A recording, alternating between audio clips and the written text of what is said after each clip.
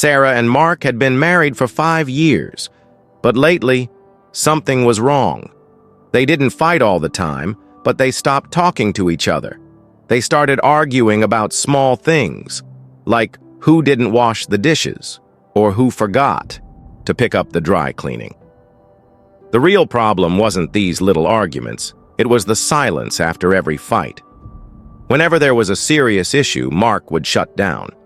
He would leave the room or change the subject. Sarah, on the other hand, would hold her feelings inside, and then one day, she would get really angry. One day, after a fight about money, Sarah started crying. "Mark, why don't you talk to me when I need you? Why do you always avoid me?"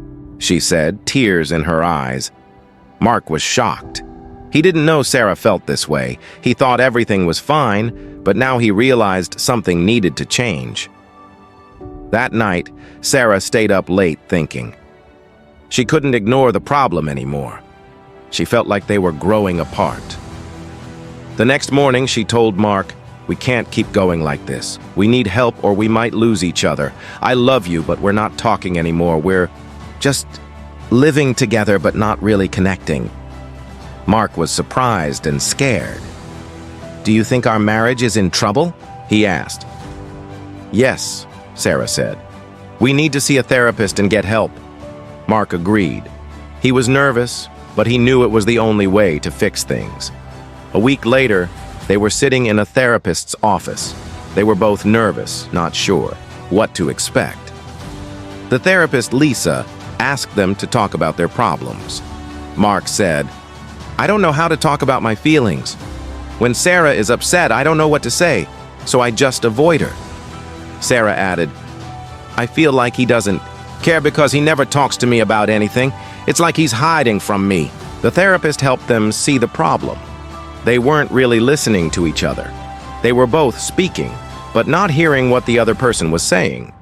Lisa taught them how to listen better. She said they should let each other speak, without interrupting, and then repeat what they heard to make sure they understood. The next few weeks were not easy. Old habits were hard to change. Mark found it hard to open up, and Sarah found it hard to be patient. But something good started happening. One evening, Sarah came home from work feeling very tired and upset. Normally, she would keep her feelings to herself and later take it out on Mark. But this time, she tried something new. Instead of getting angry, she said, "Mark, I had a tough day. Can we talk?" Mark, who would usually avoid talking, looked at her and said, "I'm listening. Tell me what happened."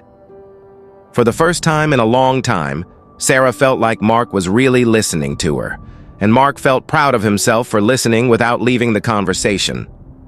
One evening, while sitting on the couch, Sarah noticed Mark was very quiet. She remembered the therapy lesson. If something was wrong, she needed to ask, not guess. "Mark, is something wrong? You seem distant?" Sarah asked.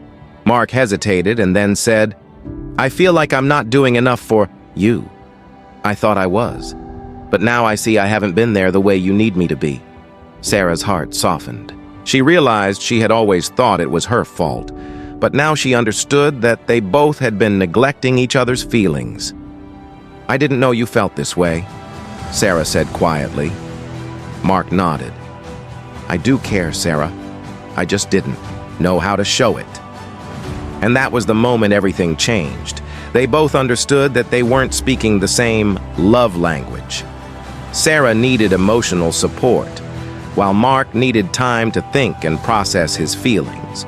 They needed to meet in the middle. Over time, Sarah and Mark worked hard to improve their relationship. They set aside time each week to talk about how they felt. They stopped assuming and started asking each other how they were doing. They stopped avoiding tough topics and started facing them together. Mark learned to show love in small ways, like making Sarah's favorite coffee or sending her sweet messages. Sarah learned to give Mark space when he needed it and to share her feelings, without expecting him to fix everything right away. Slowly, their relationship grew stronger. The silence that once filled their home was replaced with laughter and understanding. They learned how to talk and listen to each other again. The moral of the story: communication is not just about talking. It's about really listening and understanding your partner's feelings. If you don't, small problems can grow into big ones. But with patience, effort, and the desire to change, you can fix even the biggest communication problems. The key is to always listen with an open heart, even when it's hard.